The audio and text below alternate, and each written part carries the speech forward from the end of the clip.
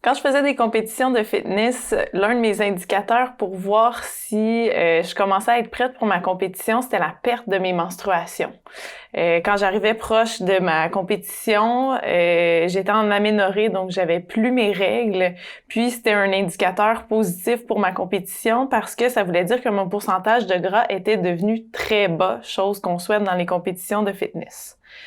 Déjà à cette époque-là, je savais que c'était pas quelque chose qui était sain pour mon corps, donc je me mettais toujours un deadline pour avoir mes règles après ma compétition.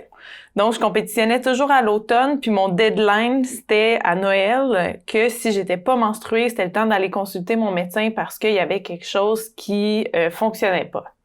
J'ai fait des compétitions pendant 5 ans, puis heureusement mes règles sont toujours revenues à temps après chacune de mes compétitions.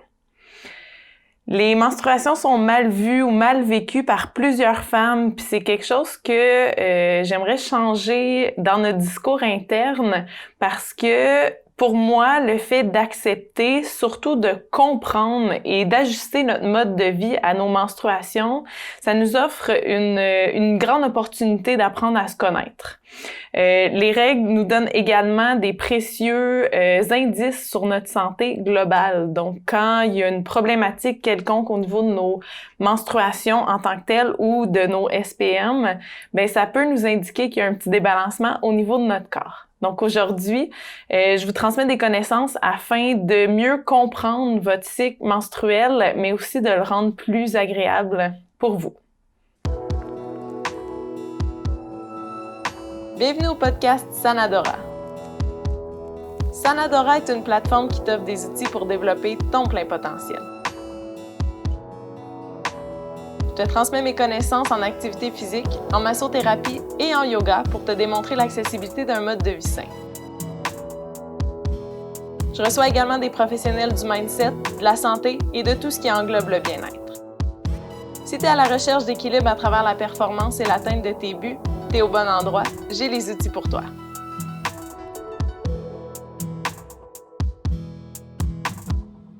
Donc, les informations que je vous partage aujourd'hui viennent de ce livre qui est Period Repair Manual de Lara Briden, qui est une naturopathe. Moi, j'appelle ce livre-là ma Bible rose parce que c'est vraiment grâce à cet outil-là que j'ai réussi à rendre mes règles beaucoup plus smooth. Tu sais, mes règles arrivent, je les sens pas arriver, j'ai pas de gros SPM ou de gros mood swing avant, des cravings comme je pouvais avoir avant. Puis c'est grâce à cet outil-là. Puis ce que je vous présente aujourd'hui, c'est différents outils que j'ai pris dans cette petite Bible rose que je recommande vraiment à toutes les femmes si vous êtes en mesure de comprendre l'anglais. C'est un livre qui n'a pas été traduit malheureusement encore, mais c'est un livre qui est extraordinaire pour nous offrir des connaissances sur notre cycle. On va commencer par revisiter ce que c'est le cycle menstruel avec certaines notions de base parce que dans plusieurs discussions que j'ai avec plusieurs femmes, je me rends compte que c'est des notions qui peuvent être un peu abstraites ou un peu floues. On sait pas c'est quoi notre cycle menstruel, on sait pas quand est-ce qu'on ovule, on se comprend pas.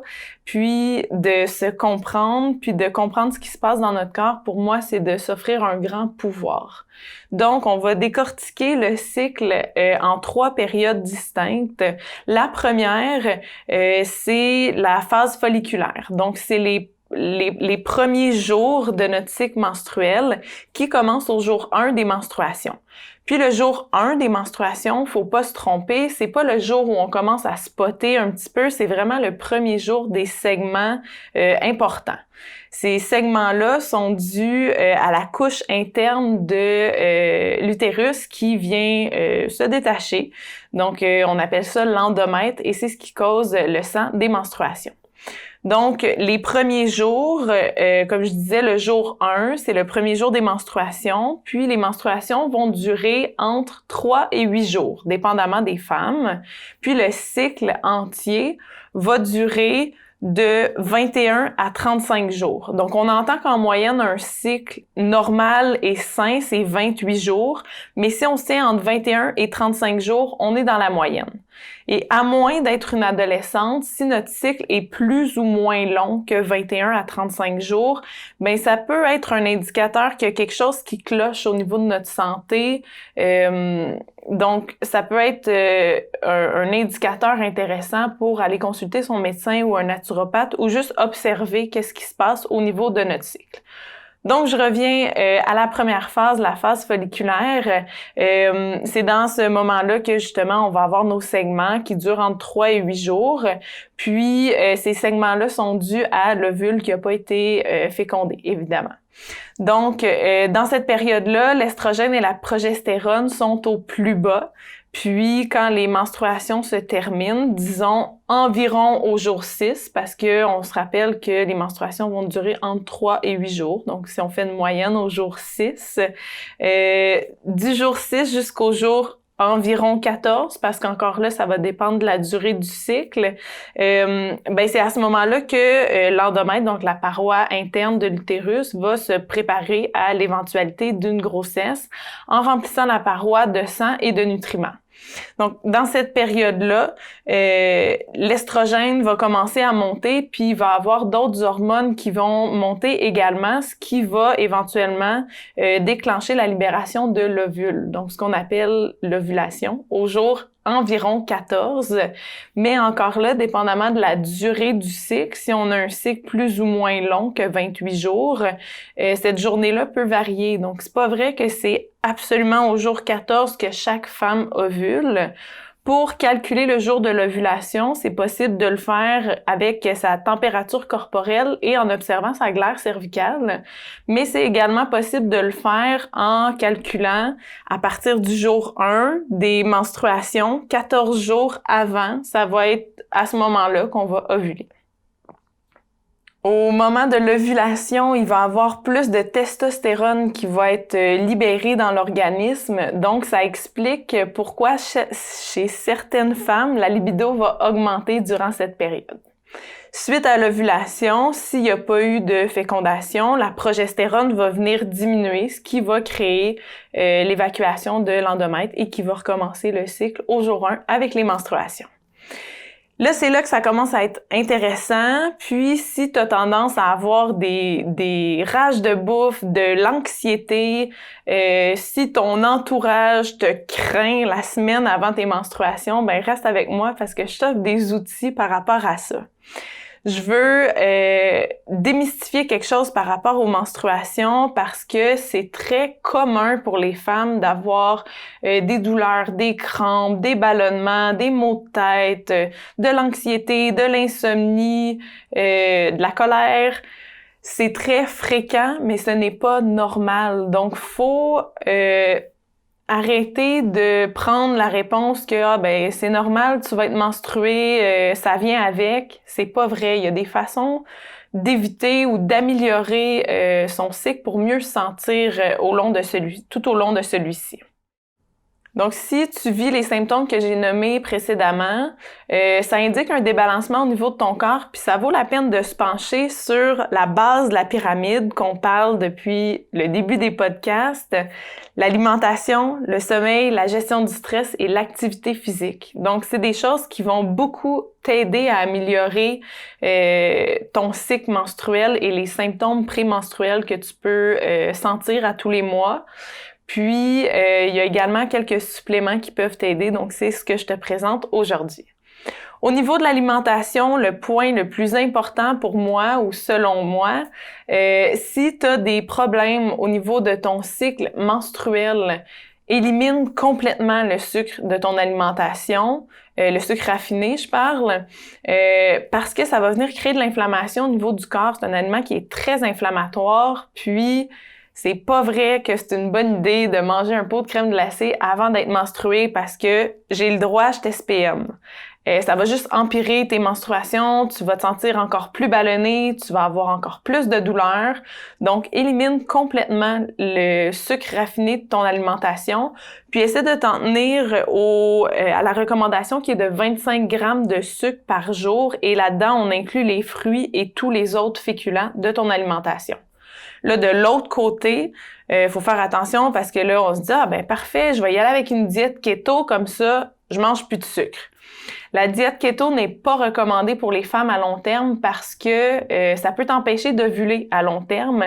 Ça peut venir te créer des problèmes au niveau de la glande thyroïde. Ça peut te faire perdre des cheveux, te faire souffrir d'anxiété, de constipation, puis à plus long terme de problèmes de fertilité.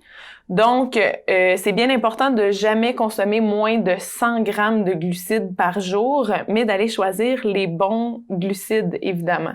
Donc, si tu as besoin de conseils par rapport à ça, tu peux m'écrire ou offre-toi le cadeau de rencontrer un naturopathe qui va pouvoir vraiment te guider dans ce monde-là. Parce que c'est un monde qui est assez complexe, puis que si on fait pas bien les choses au niveau de l'alimentation, puis qu'on a un débalancement hormonal ou un problème avec nos menstruations, ben ça peut être assez touché de jouer avec ça soi-même, puis à long terme, ça peut avoir de graves conséquences sur notre santé. Si tu as besoin de références d'ailleurs pour des naturopathes, écris-moi, ça va me faire plaisir de t'en référer, des naturopathes de grande qualité. Autre chose que tu peux faire au niveau de ton alimentation, c'est d'éviter l'alcool. Donc, c'est un autre aliment qui est inflammatoire. Évite également les aliments gras et les aliments fruits. Élimine le gluten et le lactose également de ton alimentation si tu as tendance à avoir des problèmes menstruels. Et tous les conseils que je viens de te dire, pas juste une semaine, puis je vais essayer de voir ce que ça donne. C'est 3 mois. Donc, 3 mois à éliminer le sucre, le gluten, le lactose, l'alcool, les aliments frits, parce que ton follicule, ça lui prend 100 jours à se créer. Donc, si ce mois-ci, tu as des douleurs ou beaucoup de caillots dans tes menstruations, ben c'est pas ce que tu as fait pendant le mois qui va dicter ça, mais ce que tu as fait il y a 3 mois. Donc, c'est vraiment des habitudes à long terme qu'il faut changer pour voir une différence au niveau de son cycle menstruel. Par la suite, autre chose que tu peux faire au niveau de ton alimentation, c'est de remplacer les huiles végétales, par exemple l'huile de canola, par de l'huile d'olive, du beurre bio ou de l'huile d'avocat. Également, assure-toi de consommer régulièrement du poisson pour avoir une bonne dose d'oméga 3 dans ton alimentation. Le prochain point, au niveau du stress et du sommeil, j'en parle depuis ça aussi, le début des épisodes. On est dans la base, mais c'est ce qui va avoir un impact sur toute la santé parce que j'en ai déjà parlé dans l'épisode sur le sommeil. Si notre sommeil est pas optimal et qu'on est plus stressé, on va sécréter plus de cortisol qui va avoir un impact sur nos menstruations et qui va rendre tous les symptômes plus intenses. L'activité physique, d'ailleurs, est un des moyens naturels pour aider à diminuer son cortisol. Là, évidemment, faut ajuster son intensité parce que je sais que la semaine avant les menstruations, les premiers jours, on est plus fatigué. C'est pas là qu'on a envie d'aller faire un marathon, puis c'est pas là que c'est une bonne idée de le faire non plus. Donc, c'est d'adapter son activité physique à son cycle menstruel. Et ça, je trouve ça très intéressant parce qu'il y a de plus en plus d'entraîneurs qui périodisent leur entraînement en fonction du cycle menstruel de leurs clientes. Donc, par exemple, dans la phase lutéale, qui est la phase après l'ovulation, donc avant d'être menstruée, la semaine avant ou les premiers jours de menstruation, d'aller diminuer l'intensité de son entraînement. Donc de faire du yoga, par exemple, ça peut être une bonne idée. Puis par la suite, quand on arrive à notre jour 3 jusqu'à l'ovulation, ben là, on peut aller vers un entraînement qui est plus en force ou avec des charges parce que c'est souvent là qu'on va avoir le plus d'énergie. Suite à l'ovulation, il est intéressant d'aller faire un entraînement plus en endurance. Donc, on peut aller travailler encore avec des poids, mais moins en force parce que là, les hormones commencent à diminuer, puis on commence à sentir un peu plus de fatigue. Donc, vraiment d'être à l'écoute de son corps, c'est vraiment ce que je te suggère parce que c'est ton meilleur indicateur. Si tu es à l'écoute de ton corps puis que tu comprends ton cycle, tu vas pouvoir adapter tout ton mode de vie puis vivre ça plus facilement. En plus de diminuer ton cortisol, l'activité physique va te rendre plus sensible à l'insuline, va diminuer ton inflammation, puis ça va permettre une meilleure circulation sanguine. Donc, si tu as tendance à avoir beaucoup de douleurs ou beaucoup de caillots pendant tes menstruations, bouge, ça va vraiment t'aider à faire circuler le sang plus sainement.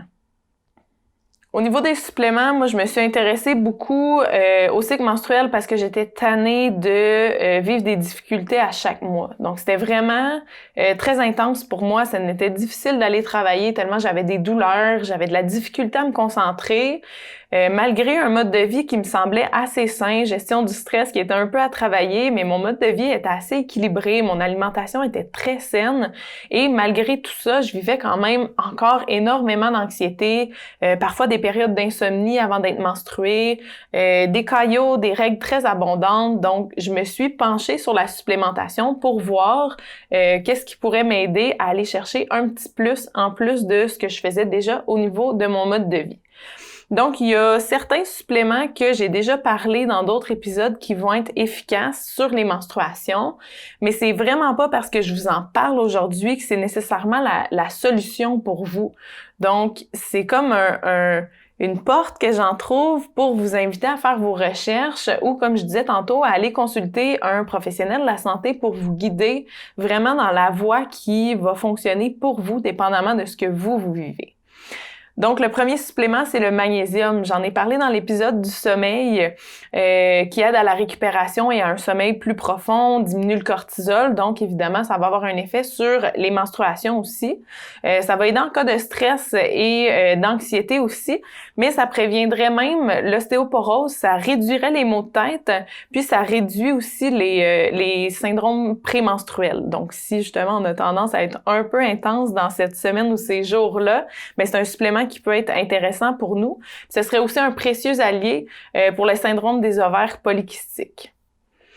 Le deuxième supplément qui est intéressant à intégrer, c'est l'iode. Donc, c'est quelque chose qu'on retrouve dans les fruits de mer, le beurre biologique ou dans le sel iodé, qui va être reconnu pour les fonctions thyroïdiennes, mais aussi en ayant une consommation adéquate, ça permettrait de réduire les douleurs au sein et lors de l'ovulation, en plus de prévenir les kystes ovariens et de diminuer les symptômes de SPM. Donc, à voir si on peut intégrer un petit peu plus de fruits de mer, un petit peu plus de beurre biologique ou un petit peu plus de sel dans son alimentation, voir si ça peut faire un changement pour nous. Le supplément suivant, c'est un supplément que j'ai commencé à utiliser récemment, puis je vous fais une petite parenthèse avant de vous en parler sur les menstruations. Moi, je l'utilise en teinture, mais il se trouve en capsule aussi, peut-être même en tisane, mais c'est plus concentré de cette façon-là.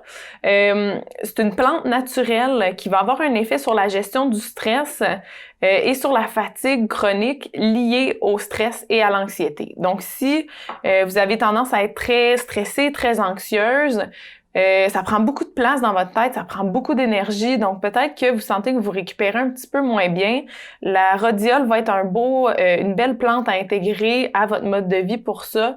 Ça redonne un petit peu de motivation, un petit peu d'énergie d'entrain. Semblerait-il que ça aide même au niveau de la motivation, au niveau de l'activité physique. Puis ça vient vraiment augmenter la résistance au stress. Donc si avant vos menstruations, vous vous sentez vraiment stressé, à fleur de peau, même un petit peu dépressif, la rhodiole va être vraiment une belle plante à intégrer dans votre quotidien. Le supplément suivant, j'en ai parlé dans le podcast de la semaine passée par rapport à vos questions sur l'alimentation. Donc, j'en parlais avec l'alimentation végétarienne. Le zinc, c'est un super beau supplément pour le soutien justement aux problèmes menstruels. Il aidera en cas d'acné, donc au niveau de la peau, si on a tendance à faire une montée d'acné avant d'être menstrué, le zinc peut venir aider. Ça viendrait aider aussi en cas d'endométriose et pour le syndrome des ovaires polykystiques également. Ça viendrait aussi diminuer les douleurs menstruelles, donc un beau must là, à intégrer dans ces suppléments quotidiens. C'est un anti-inflammatoire et il augmente les fonctions immunitaires en plus des fonctions digestives. Donc, évidemment, les suppléments, ça remplace pas un bon mode de vie. Si, à la base, l'alimentation, le sommeil, gestion du stress et l'activité physique est quelque chose à travailler dans notre vie, je vous dirais d'aller travailler ça avant d'intégrer les suppléments. Parce que, comme leur nom le dit, c'est là pour supplémenter et non pas pour remplacer ou pour venir patcher un mode de vie qui est pas adéquat ou pas idéal. Donc, de venir travailler cette pyramide-là à la base. Ensuite, d'ajouter les suppléments.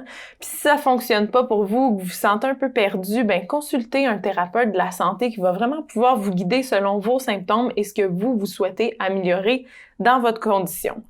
Rappelez-vous que les problèmes menstruels sont fréquents chez de nombreuses femmes, mais c'est pas normal. Donc, faut vraiment s'enlever ça de la tête, que c'est possible d'avoir des menstruations qui sont saines, qui sont pas douloureuses, de pas passer à travers l'armoire la semaine avant ses menstruations. C'est possible, c'est accessible. Puis, si on a des problèmes au niveau de nos menstruations, selon moi, c'est comme une petite lumière rouge là, qui sonne au niveau de notre corps, qui nous dit qu'il y a peut-être une problématique un peu plus grave au niveau de notre santé, ou clairement il y a quelque chose qui peut être optimisé au niveau de notre santé. Donc, au lieu de voir les règles comme la mauvaise période du mois, ben il faut en faire des alliés pour décoder notre santé et se permettre de l'améliorer. J'espère que l'épisode d'aujourd'hui t'a plu puis que ça l'a piqué ta curiosité, puis que ça va t'inciter à aller lire par rapport à ton cycle menstruel, mais aussi sur ta contraception. Donc, de voir si la contraception que tu utilises, c'est vraiment la meilleure et la plus saine pour toi. Si tu as des questions par rapport au sujet d'aujourd'hui ou que tu aimerais que je réponde à tes questions, assure-toi de me suivre sur les médias sociaux. C'est vraiment là que je suis le plus active puis que c'est le plus facile de me contacter, de me poser des questions et de parler directement avec moi. Puis si l'épisode d'aujourd'hui t'a plu, ben je t'invite à cliquer sur j'aime ou à le partager avec quelqu'un que tu sais qui pourra en bénéficier. Mon objectif, c'est de vous offrir des outils pour développer votre plein potentiel, puis en le partageant à votre tour, ben vous offrez ce cadeau-là au monde de devenir une meilleure version d'eux-mêmes.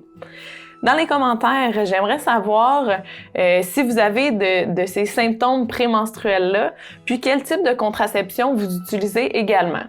Je veux savoir aussi si dans ce que j'ai dit, après ce que j'ai dit aujourd'hui, si ça l'a mis en lumière des habitudes de vie ou des choses que vous pourriez changer dans votre quotidien pour améliorer votre santé, mais également tout votre cycle menstruel.